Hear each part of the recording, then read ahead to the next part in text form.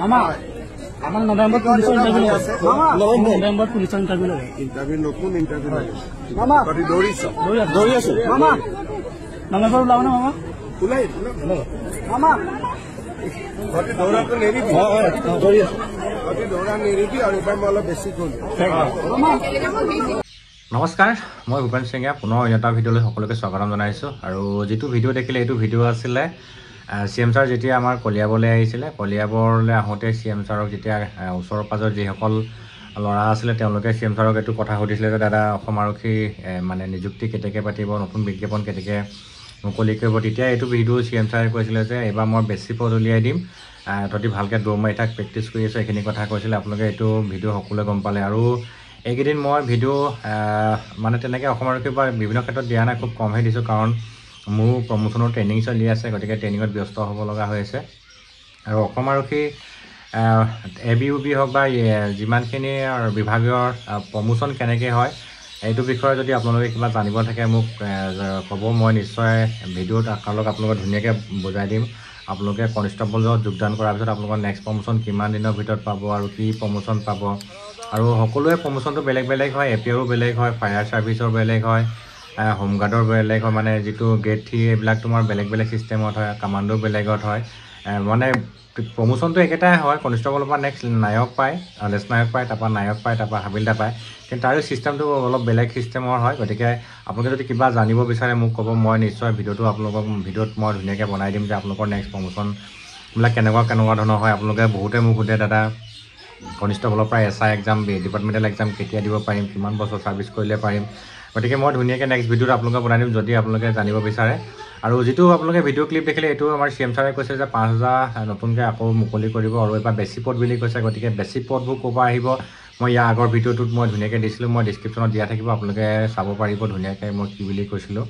তথাপিতো আকৌ যদি আপোনালোকে বিচাৰে কিবা জানিবলগীয়া মোক ইনষ্টাত এইটো মোৰ ইনষ্টা ID হয় ইনষ্টাত বা আপোনালোকে ফেচবুকত মোক আপোনালোকে মেছেজ কৰিব মই ধুনীয়াকৈ আপোনালোকক বুজাবলৈ চেষ্টা কৰিম তাৰপিছতে আকৌ যোৱাকালি যিটো CM ছাৰৰ CMO মানে যিটো ফেচবুক পেজ আছে তাত এটা আপডেট দিছিলে যে অসমৰ মুখ্যমন্ত্ৰী সচিবালয়ত এখন গুৰুত্বপূৰ্ণ বৈঠক বহিছিলে য'ত অসম আৰক্ষীৰ শিক্ষা মানে যিমান বহুতখিনি প্ৰায় 25,000 পদৰ নিযুক্তি পত্ৰ বিতৰণৰ ওপৰত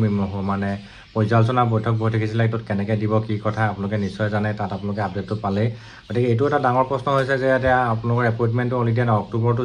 যাব হ'লে অক্টোবৰ গ'লে বুলি ধৰক এতিয়া নৱেম্বৰৰ কিমান তাৰিখৰ ভিতৰত দিব নহয় নৱেম্বৰতে দিব নে ডিচেম্বৰতে দিব এইটো এটা ডাঙৰ কথা কিন্তু যোৱাকালি ফাইনেল হয়তো মই যিমান দূৰ গম পাওঁ এইখনে চাগে শেষ বৈঠক হ'ব অসমৰ নিযুক্তি পত্ৰ বিতৰণৰ ক্ষেত্ৰত গতিকে ইয়াৰ ভিতৰত আমি ভাল পদক্ষেপ এটা পাম আৰু এইটো হ'ল আপোনালোকৰ CM ছাৰে ডাইৰেক্ট ফেচবুক লাইভত ক'ব আপোনালোকে চিন্তা কৰিব নালাগে আৰু বহুতে কৈছে দাদা মানে পে' ৰিভাইজটো আমি পাম নাই যদি আমাক 2025 যদি নিযুক্তি নিদিয়ে তেতিয়া 26ত আমি পাম নাই আৰু পে' ৰিভাইজটোত একদম A to Z মই আপোনালোকৰ নেক্সট ভিডিঅ'টোত মই জনাই দিম আপোনালোকৰ পে' ৰিভাইজটো কি ছিষ্টেমত হয় আপোনালোকে কেনেকৈ ধৰণৰ পে' ৰিভাইজ পাব আপোনালোকে নেক্সট ভিডিঅ'ত পাব আজি ভিডিঅ'টো অলপ দীঘলীয়া হ'ব সেইকাৰণে মই ইমানখিনি নকৰোঁ যথেষ্ট আৰু বৰ বেছি দীঘলীয়া ভিডিঅ' হ'লে আপোনালোকে চাবলৈ টান পায় তো সেইকাৰণে নিযুক্তিৰ ক্ষেত্ৰত মই যিমানখিনি জানো নৱেম্বৰ মাহতে আপোনালোকক নিযুক্তি দিব এইটো চিয়'ৰ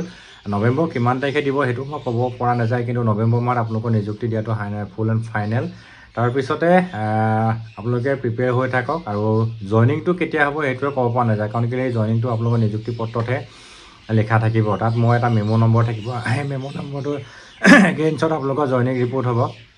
তাৰপিছত সেই জইনিংটো কেতিয়া হয় সেইটো ক'ব পৰা নাযায় কিন্তু হয়তো সময় লাগিব আৰু এতিয়া মানে অসম চৰকাৰ বা ভাৰত চৰকাৰৰ এটা ছিষ্টেম হৈছে এতিয়া নতুনকৈ যিখিনি নিযুক্তি দিব সেই নিযুক্তি দিয়াখিনিলৈ যথেষ্ট কিছুমান কথা থাকে তাৰমানে চেলাৰীৰ ওপৰত বা তেওঁলোকৰ বাজেটৰ ওপৰত গতিকে এইখিনি আকৌ নতুনকৈ যিহেতু পে' ৰিভাইজ আহি আছে পে' ৰিভাইজত